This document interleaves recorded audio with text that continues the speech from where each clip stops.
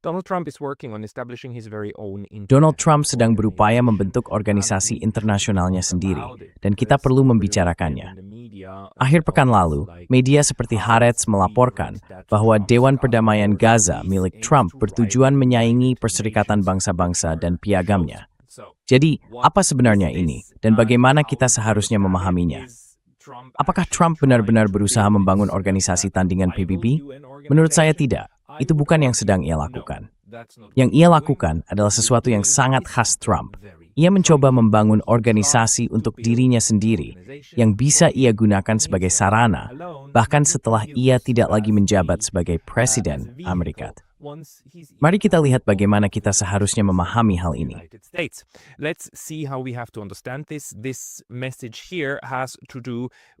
Pesan ini berkaitan dengan piagam Dewan Perdamaian yang dikirimkan akhir pekan lalu ke 50 atau lebih negara bagian. Untungnya, kita memiliki teks dari Dewan Perdamaian itu. Atau setidaknya, saya harus katakan memang benar bahwa kita belum mendapatkannya dari sumber resmi. Setidaknya belum ada yang bisa saya temukan.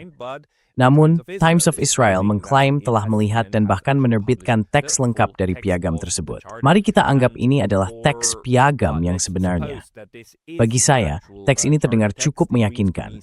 Jadi, mari kita bahas, dan kemudian saya akan mencoba menjelaskan apa yang sedang terjadi saat ini. Piagam itu sendiri tidak terlalu panjang, dan sungguh menarik, saya jamin, bagi siapapun yang pernah melihat dokumen semacam ini sebelumnya.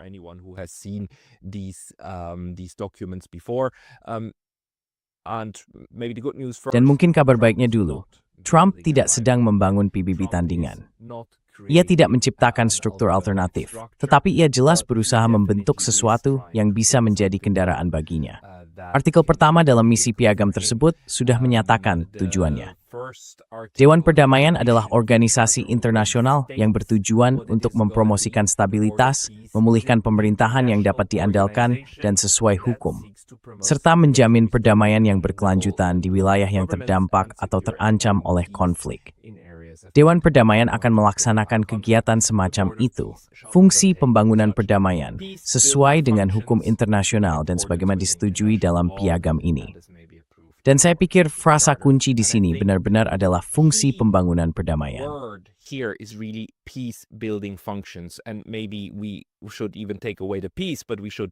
Dan mungkin kita bahkan harus menghapus kata perdamaian dan fokus pada kata pembangunan. Karena Donald Trump dalam piagam ini tidak mencantumkan misalnya pasal tentang kekuatan militer dewan.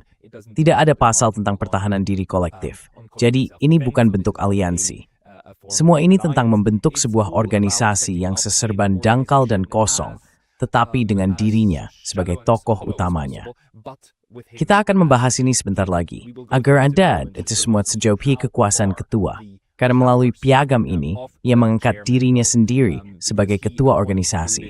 Dan ketua itu sebenarnya kurang lebih raja dari organisasi tersebut, yang memegang seluruh kekuasaan di TSA.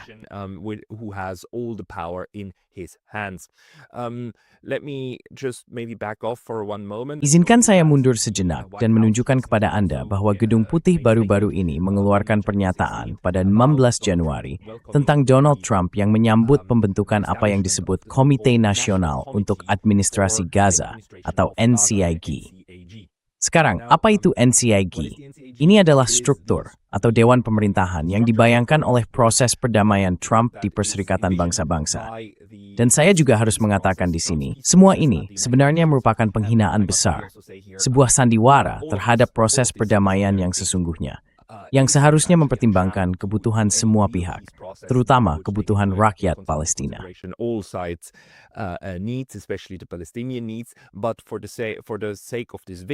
Namun, demi video ini, yang bertujuan menjelaskan struktur yang sedang coba dibangun oleh Donald Trump, saya akan mengesampingkan semua pertimbangan moral. Kita hanya akan fokus pada apa yang sedang Trump coba lakukan dan jenis organisasi seperti apa yang ingin ia dirikan. Saya hanya ingin menjelaskan bagian-bagian berbeda dari rencana ini sebagaimana yang kita pahami. Salah satu bagiannya adalah Komite Nasional untuk Administrasi Gaza, yang terdiri dari sekitar 10 hingga 15 anggota keturunan Palestina, baik yang berada di dalam maupun di luar Gaza. Dan maaf, saya mengandalkan Wikipedia di sini. Sejauh ini itu adalah sumber tercepat dalam menggabungkan berbagai titik data. Jadi, komite ini baru dibentuk pada tanggal 16 Januari. Saya berbicara kepada Ta'andal 19, jadi 3 hari yang lalu.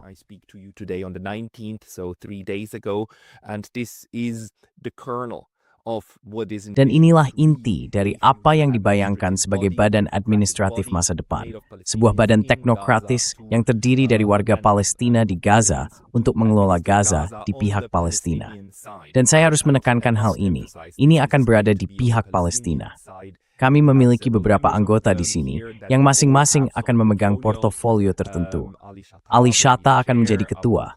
Abdul Karim Ashur akan bertanggung jawab atas pertanian. Anda dapat melihat bagaimana Dewan Warga Palestina ini dirancang untuk menyerupai inti dari struktur pemerintahan bagi Gaza, pasca Hamas dan pasca pembantaian saya kira, yang saat ini masih berlangsung, pasca genosida.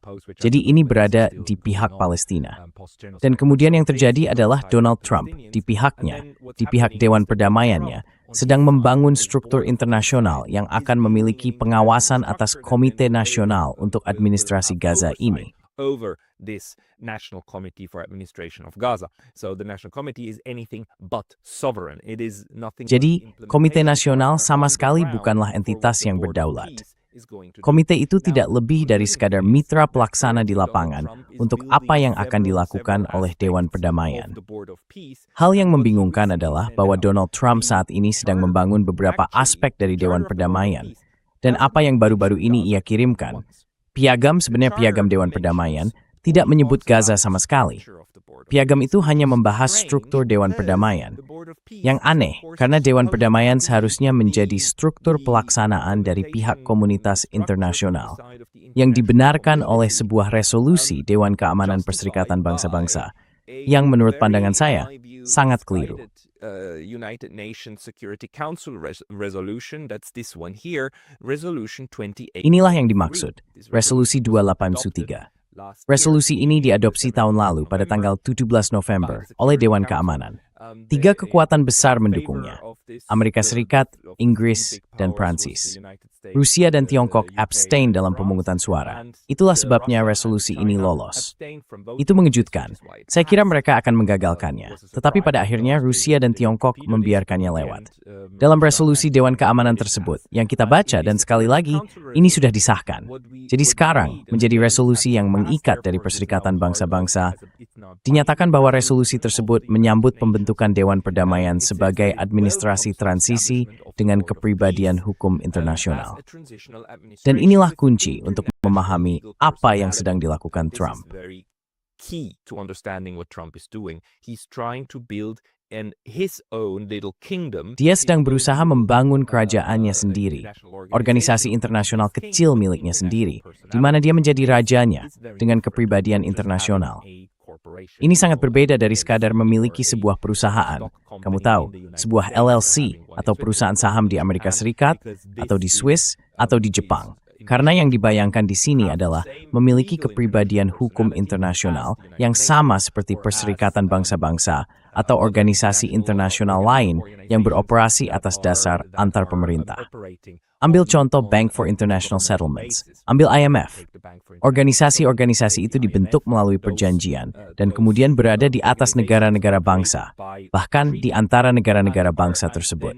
On top of the nation states and actually between the nation states, and Donald Trump is trying to build his very own such organization. Dan Donald Trump sedang berusaha membangun organisasinya sendiri. Penting untuk memahami hal ini karena seluruh konstruksi hukum sekarang bergantung pada resolusi 2803, yaitu restu dari Dewan Keamanan bahwa Dewan Perdamaian ini akan dibentuk. Hal bodoh, menurut saya, yang dilakukan Dewan Keamanan adalah memberikan restu sebelum hal itu benar-benar ada. Untuk membahas hal ini, saya membuat sedikit penjelasan dalam bentuk PowerPoint. Saya harap ini masuk akal. Karena tidak cukup menghukum apa yang sedang konsep ini, tetapi semuanya memiliki struktur sintas jelas.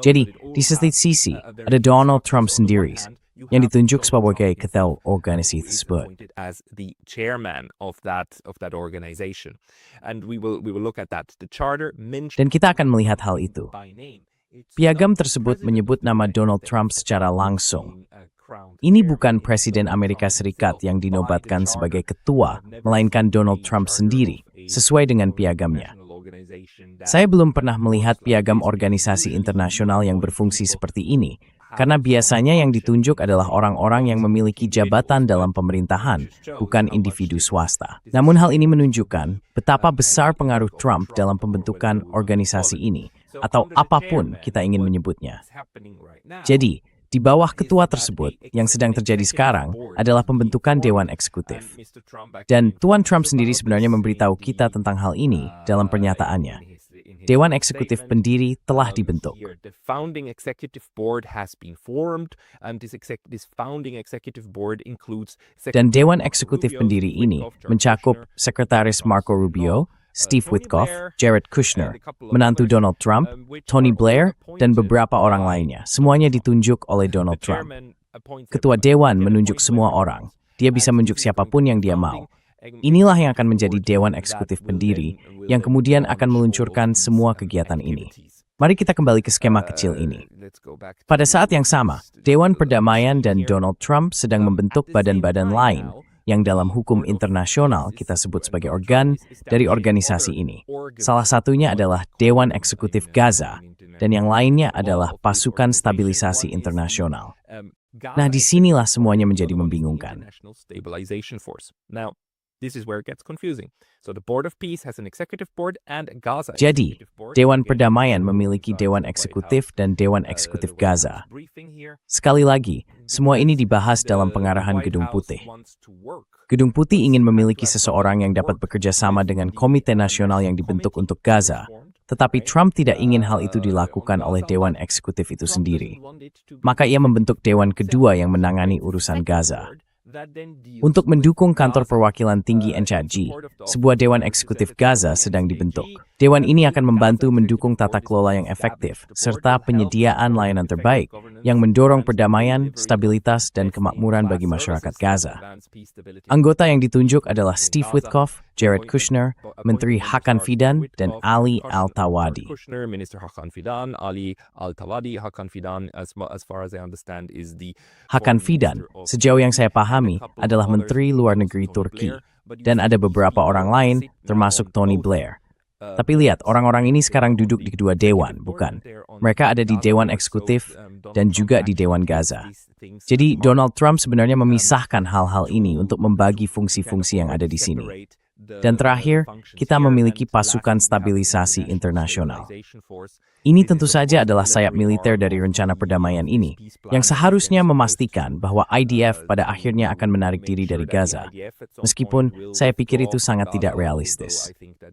Namun, Pasukan Stabilisasi Internasional ini sedang dibentuk sekarang melalui kekuasaan Dewan Keamanan. Sebenarnya, Dewan Keamanan memberikan otorisasi kepada BOP, rencana aksi, dan juga memberi wewenang kepada negara-negara anggota untuk bekerja sama dengan BOP dalam membentuk Pasukan Stabilisasi Internasional ini. And to create this international stabilization force. So the ISF is Jadi, ISF dibentuk dengan restu Dewan Keamanan. Dan tentu saja, pelaksanaannya dilakukan melalui Dewan Perdamaian. Itulah sebabnya hal ini menjadi begitu penting, bukan? Dewan tersebut kemudian memiliki wewenang bahkan atas Pasukan Stabilisasi Internasional ini. Namun, saya harus menekankan bahwa ISF bukan bagian dari cara Trump saat ini membentuk Dewan Perdamaian itu sendiri. Jadi, ISF tetap terpisah. Menurut saya, yang akan kita miliki pada dasarnya adalah ISF dan Dewan Eksekutif Gaza, yang bekerja sama untuk melaksanakan kehendak Donald Trump di Gaza. Sekarang, yang terjadi selama akhir pekan adalah Trump piagam Dewan Perdamaian, dan dia kini berusaha menempatkan dewan lain di antara Dewan Eksekutif dan Dewan Gaza. The executive board and the Gaza board, another board. So there's a lot of boards going on, and that's the board of peace. Jadi ada banyak dewan yang terlibat, Dewan Perdamaian dan para anggotanya. Ini benar-benar membingungkan. Tapi Dewan Eksekutif akan seperti kamu tahu, Sekretariat Perserikatan Bangsa-Bangsa. Ia akan tampak mirip dengan Sekretaris Jenderal dan kantornya di PBB yang menjalankan urusan sehari-hari. Sedangkan Dewan Perdamaian itu sendiri, dewan tersebut terdiri dari para presiden atau perdana menteri dari berbagai negara. Kita akan membahas itu sebentar lagi. Tapi ini akan menjadi tingkat politik, semacam seperti Majelis Umum PBB, jika kamu mau, meskipun tidak akan pernah benar-benar menyerupainya. Namun, jika kita tetap dalam perbandingan itu, semuanya didirikan berdasarkan visi dari piagam, bukan? Dan piagam itulah yang telah dikirimkan. The vision of the charter, right? And the charter is what has been sent out. The charter is what we now for the first time Piagam ini adalah sesuatu yang baru pertama kali kita lihat di sini melalui The Times of Israel. Dan piagam ini sebenarnya seperti konstitusi sebuah negara, bukan? Piagam untuk sebuah organisasi internasional itu seperti konstitusi sebuah negara. Hukum dasar, aturan-aturan fundamental yang menjadi dasar berdirinya organisasi tersebut. Dan piagam ini, sekali lagi, sama sekali tidak menyebut Gaza. Isinya hanya tentang bagaimana organisasi itu berfungsi. Hal yang mengkhawatirkan adalah bahwa piagam ini sudah disusun sedemikian rupa, sehingga Tuan Trump memegang seluruh kekuasaan atasnya. Dialah yang bertanggung jawab memutuskan siapa yang diundang untuk bergabung dalam dewan dan siapa yang tidak.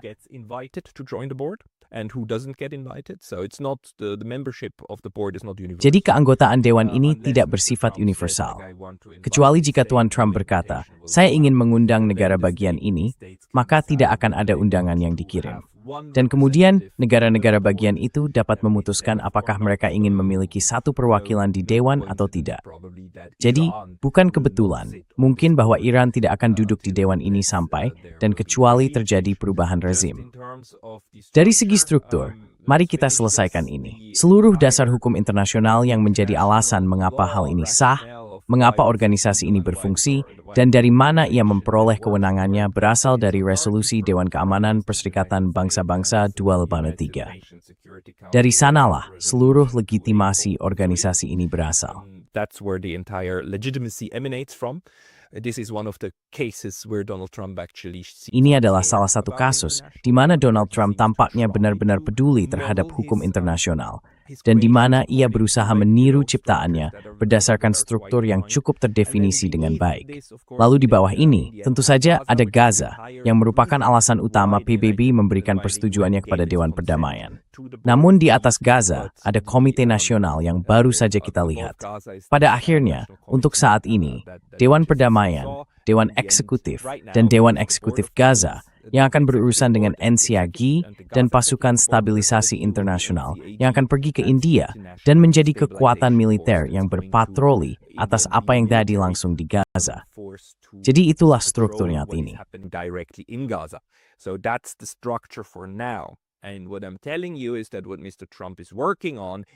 Yang saya katakan adalah bahwa Tuan Trump sudah bersiap untuk mengatur ulang berbagai hal sebagai berikut. Memastikan bahwa seluruh isu Gaza menjadi hanya satu cabang, satu bagian dari apa yang sedang terjadi. Akan ada Dewan Eksekutif Gaza yang bertanggung jawab atas Gaza dan pasukan stabilisasi internasional. Dan itu tetap berada di satu sisi. Lalu di sisi lain, akan ada semacam organisasi internasional, Dewan Perdamaian, yang dapat menangani apapun yang diinginkannya, karena memiliki kepribadian hukum, dan dapat melakukannya teik oleh hukum konkret dari negara manapun. Disinilah tentu saja letak nilai di organisasi semacam itu. This is of course where the value of such an organization is. Again, Baik, mari kita kembali ke slide ini. Karena begitu organisasi internasional ini ada dan negara-negara anggotanya berpartisipasi, organisasi tersebut memperoleh kepribadian hukum internasional dan mendapatkan kekebalan dari hukum nasional, dari segala macam mekanisme penegakan hukum, bukan? Dan pada dasarnya, organisasi ini tidak berdaulat, tetapi berdiri di luar kerangka hukum negara manapun, seperti Perserikatan Bangsa-Bangsa. Perserikatan Bangsa-Bangsa memiliki satu kantor di New York dan satu lagi di Jenewa. Dan meskipun Jenewa berada di Swiss, dan Swiss memiliki nilai cukup mapan, it's in tidak perlu Perserikatan Bangsa-Bangsa. well-established labor laws, these labor laws do not apply to the United Nations. The UN doesn't have to follow them at all, and the UN doesn't. PBB sama sekali tidak harus mematuhi aturan itu. Dan memang PBB tidak mematuhinya. PBB sebenarnya terkenal sebagai pemberi kerja yang cukup buruk di Swiss karena mereka benar-benar memeras karyawan kecil dan paruh waktu mereka. Sementara mereka membayar gaji yang sangat baik kepada karyawan penuh waktu. Namun, karyawan kecil dan paruh waktu hampir tidak mendapatkan apa-apa. Hal itu tidak akan diizinkan di bawah hukum Swiss. Tetapi karena PBB tidak bertanggung jawab, tidak harus tunduk pada hukum Swiss, mereka bisa melakukan apapun yang mereka mau. Dan inilah yang sedang dibangun oleh Donald Trump. Dan sekali lagi, saya pikir apa yang dia lakukan adalah menciptakan semacam dana investasi besar yang tidak terkekang untuk berbisnis secara internasional dan membangun.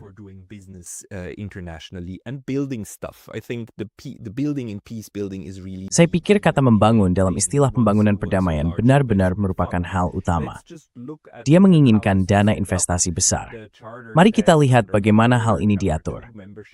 Piagam tersebut menyatakan, di bawah bab 2, keanggotaan, bahwa anggota Dewan Perdamaian terbatas pada negara-negara yang diundang untuk berpartisipasi oleh ketua.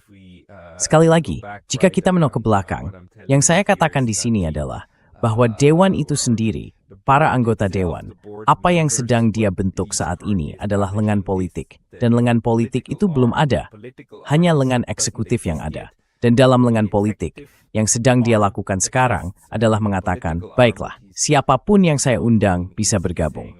Sekali lagi, itasyans uteroksaster bre, sewing same eliten swothing sad chath. Inima at Vistef Dogriyerdi, membangun sebuah terang. That he's not trying to build an alliance. Actually, Article 2.2b says Sebenarnya, pasal 2.2b menyatakan bahwa tidak ada ketentuan dalam piagam ini yang dapat ditafsirkan sebagai pemberian yurisdiksi kepada Dewan Perdamaian di dalam wilayah negara anggota, atau yang mewajibkan negara anggota untuk berpartisipasi dalam misi pembangunan perdamaian tertentu tanpa persetujuan mereka. Jadi, ini sama sekali tidak ada hubungannya dengan upaya membentuk pasukan intervensi militer atau hal semacam itu. Intinya adalah memberikan legitimasi kepada organisasi Donald Trump.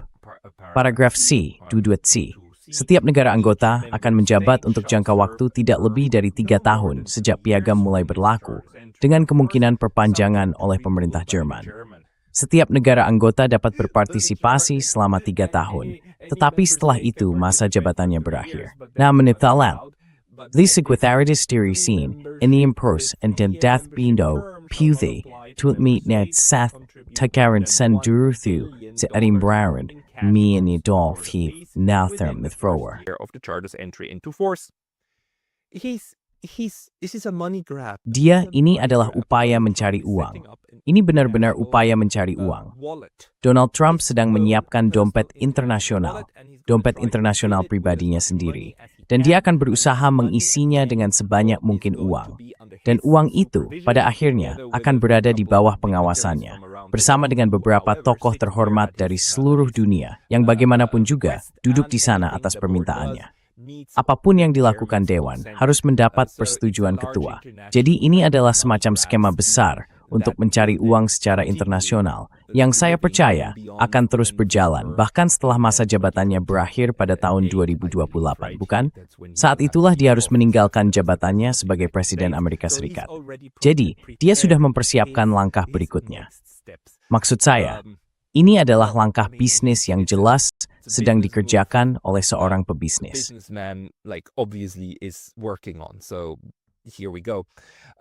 Baiklah, mari kita mulai. Di bawah tata kelola Dewan, hal ini kembali menunjukkan betapa luasnya kekuasaan ketua. Dewan Perdamaian terdiri dari negara-negara anggotanya, dan agenda rapat akan ditetapkan oleh Dewan Eksekutif, dengan pemberitahuan komentar dari negara-negara anggota, serta persetujuan dari ketua. Tanpa persetujuan ketua, tidak ada agenda yang akan ditetapkan untuk rapat. Setiap negara anggota memiliki satu suara di Dewan. Keputusan akan diambil berdasarkan mayoritas negara anggota yang hadir dan memberikan suara, dengan persetujuan ketua.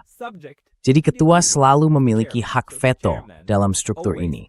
Yang berarti, pertama, tidak ada hal yang bisa benar-benar dibahas tanpa persetujuan ketua. Dan kedua, tidak ada keputusan yang bisa disahkan tanpa persetujuan ketua. Maksud saya, ini benar-benar kamu tahu, seperti Trump Inc. This is really, the Trump Inc. International, right? Internasional kan, pada titik ini. Dan di sini, ketua saya harus menekankan lagi, piagamnya menyatakan bahwa ketua adalah Donald J. Trump. Ia akan menjabat sebagai ketua perdana Dewan Perdamaian, dan secara terpisah akan menjabat sebagai perwakilan perdana Amerika Serikat.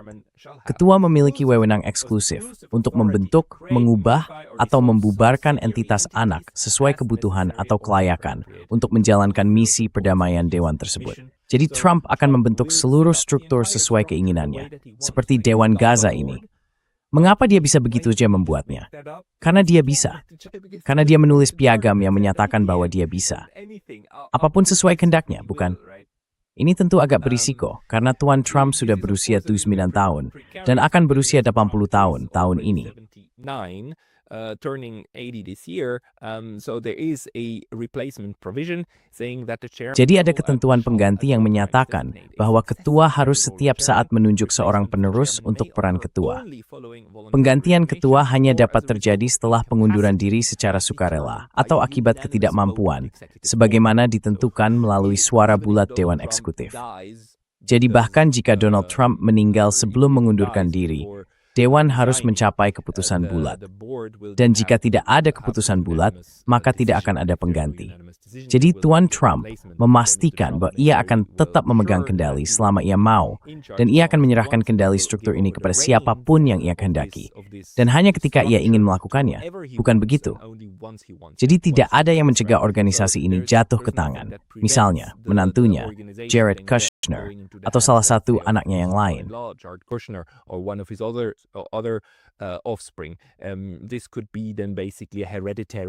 Ini pada dasarnya bisa menjadi organisasi internasional turun-temurun jika mereka memilih untuk menjadikannya seperti itu. Karena semuanya ada di tangan ketua, bukan?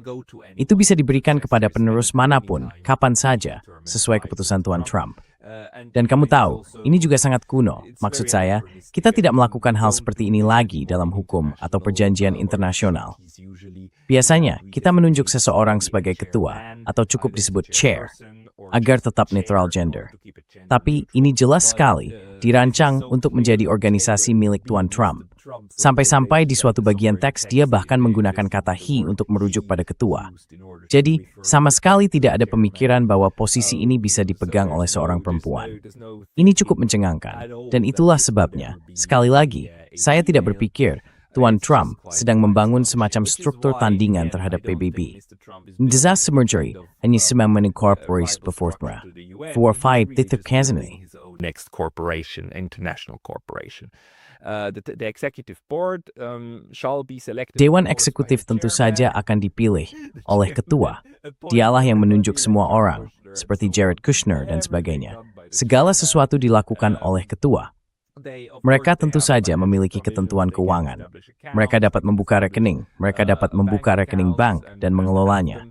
Status hukum Dewan Perdamaian dan entitas turunannya adalah bahwa mereka memiliki kepribadian hukum internasional. Sekali lagi, seperti yang sudah saya katakan sebelumnya, mereka tidak tunduk pada hukum Amerika Serikat. Sebenarnya, pada suatu saat nanti, mereka harus menegosiasikan perjanjian dengan negara tuan rumah, di mana Amerika Serikat akan menandatangani bahwa Dewan Perdamaian akan berkedudukan, misalnya di New York, sama seperti PBB berkedudukan di New York. Tetapi polisi dan militer AS tidak dapat memasuki wilayah organisasi ini. Of this organization, it's going to be very much like the IMF. It's going to be very much like the. Ini akan sangat mirip dengan IMF, seperti bank untuk penyelesaian internasional, tetapi mungkin dengan fokus pada pembangunan dan investasi. Namun sekali lagi, tidak berada di bawah hukum negara manapun. Dewan Perdamaian akan memastikan pemberian hak istimewa dan kekebalan tersebut. Donald Trump, sebagai ketua, akan memiliki kekebalan diplomatik selamanya. Ketua Dewan ini akan memiliki kekebalan diplomatik selamanya. Mereka tidak akan bisa dituntut karena mereka akan menjadi ketua yang sedang menjabat dari organisasi internasional ini. Dan Amerika Serikat, Donald Trump, saya cukup yakin akan memastikan bahwa dia sebagai Presiden Amerika Serikat menandatangani perjanjian dengan Dewan yang mengonfirmasi hal itu. dan dia akan meratifikasinya di Senat AS.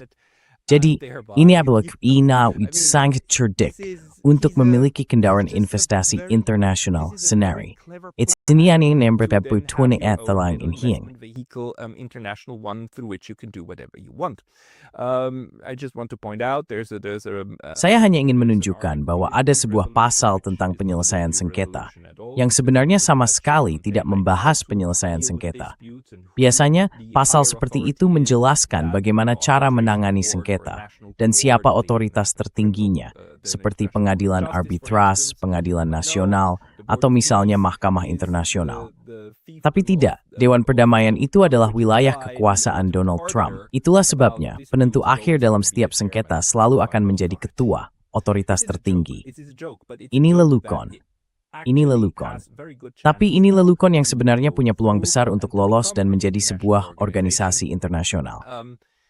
Hal yang menarik bagaimanapun adalah bahwa jelas Tuan Trump sendiri tidak terlalu mempercayai dewan ini. Itu menunjukkan bahwa dia tidak yakin apakah hal ini akan berguna atau tidak. Jadi dia sudah menyiapkan tombol pemutusnya. You can ask Droth. This is also very interesting. The conditions for dissolution. I just want to read. Ketentuan untuk pembubaran. Saya hanya ingin membacakan ini kepada Anda. Dewan Perdamaian akan dibubarkan pada saat ketua menganggapnya perlu atau sesuai, atau pada akhir setiap tahun kalender bernomor ganjil, kecuali diperpanjang oleh ketua selambat-lambatnya tanggal 21 November pada tahun kalender bernomor ganjil tersebut. Jadi, tentu saja, ketua dapat membubarkannya kapan saja. Dan jika ia tidak memperbaruinya setiap 2 tahun sekali, maka dewan itu juga akan berakhir dengan sendirinya. Jadi bisa dibilang, ada semacam tombol pemutusnya.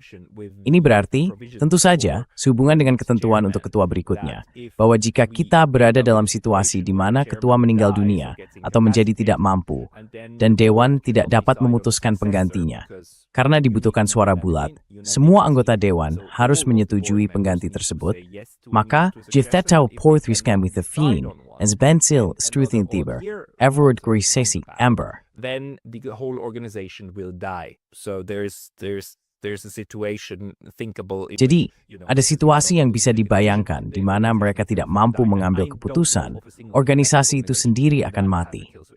Dan saya tidak tahu ada satu pun organisasi internasional yang memiliki tombol pemutus seperti ini. Ini benar-benar luar biasa. Saya kira alasan-alasan mereka memperkembangkan setiap tahun ganjil Zahta dalam resolusi Dewan Keamanan Perserikatan Bangsa-Bangsa 283, sebenarnya ada ketentuan yang menyatakan bahwa resolusi ini berlaku hingga akhir tahun 2027. Ini dia. BOP dan kehadiran sipil serta keamanan internasional di Gaza diotorisasi oleh resolusi ini dan akan tetap diotorisasi hingga 31 Desember 2027. Jadi resolusi itu memang perlu ditegaskan kembali untuk mempertahankan keabsahannya. Dan tampaknya Trump semacam meniru Dewan Perdamaian berdasarkan resolusi tahun 2027 ini, seperti tanggal kedaluarsa. Selain itu, saya pikir dia belum terlalu mempercayai ciptaannya sendiri. Jadi dia ingin agar organisasi itu bisa dibubarkan kalau terjadi sesuatu yang salah. In case something goes wrong, but as we can see, right, this organization. Tapi seperti yang bisa kita lihat, organisasi ini sudah dibangun sedemikian rupa sehingga menjadi semacam kerajaan kecil milik Trump. Dan jadi ini adalah interpretasi saya tentang apa yang sedang terjadi. Saya kira dia akan menggunakan ini jika benar-benar terwujud sebagai cara untuk pertama-tama menarik miliaran dolar dari para donor, yang kemudian bisa dia gunakan sesuka hatinya, dan memiliki sesuatu untuk dikerjakan, bahkan setelah turun dari jabatan Presiden Amerika Serikat. Sementara juga terlindungi secara hukum dari segala macam tuntutan. Kemungkinan besar, dia akan menggunakannya sebagai dana investasi besar untuk, saya kira, tujuan pembangunan dan akuisisi lahan. Karena secara teori, organisasi ini tentu bisa membeli tanah atau menerima tanah dari negara-negara anggota. Tanah itu kemudian wilayah internasional yang dibebaskan dari yurisdiksi hukum. Pada dasarnya, organisasi ini bisa menetapkan lahan yang dibeli dan dikembangkannya sebagai sesuatu yang mirip dengan cara kedutaan beroperasi. Bersifat ekstrateritorial. Jadi, di seluruh dunia, kamu bisa membangun, saya tidak tahu, Trump Plaza, yang bersifat ekstrateritorial, tempat kamu bisa melakukan perjudian atau apapun, karena kamu bisa memberinya status ekstrateritorial.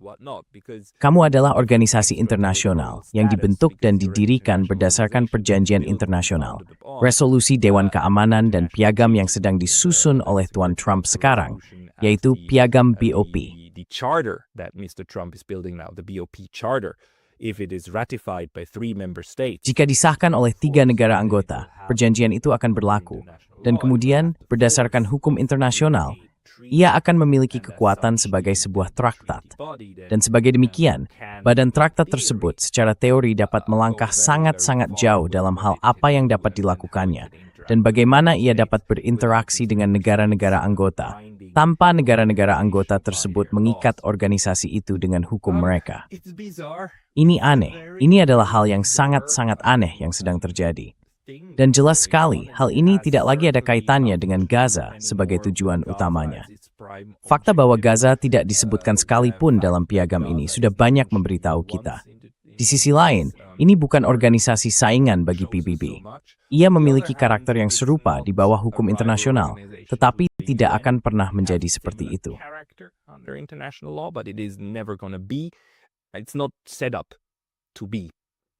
Ini bukan dibentuk untuk menjadi tandingan PBB, melainkan dana investasi internasional kecil miliknya sendiri. Dan saya belum pernah melihat yang seperti ini.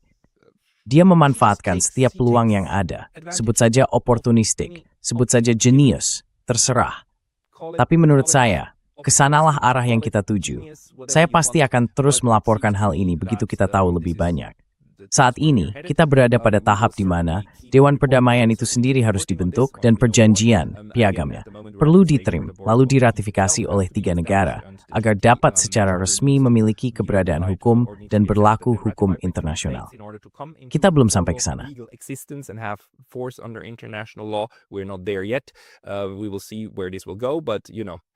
Kita akan lihat kemana arahnya nanti. Tapi, kamu tahu, bisa dipastikan bahwa Amerika Serikat akan menjadi bagian darinya. Israel akan menjadi bagian darinya. Dan tidak akan terlalu sulit untuk menemukan anggota ketiga yang bergabung dan meratifikasinya, yang kemudian memberinya kekuatan internasional. Apakah organisasi itu benar-benar terlibat dalam mengumpulkan miliaran dan miliaran dolar dari negara-negara anggotanya adalah pertanyaan lain. Namun begitu, organisasi itu memiliki status internasional, Donald Trump akan dapat menggunakannya dan memanfaatkannya. Dan sekali lagi, untuk saat ini, hal itu masih terkait dengan persoalan Gaza. Tetapi persoalan itu sebenarnya hanyalah hal sampingan. Terima kasih banyak atas perhatian Anda. Thank you very much for your attention.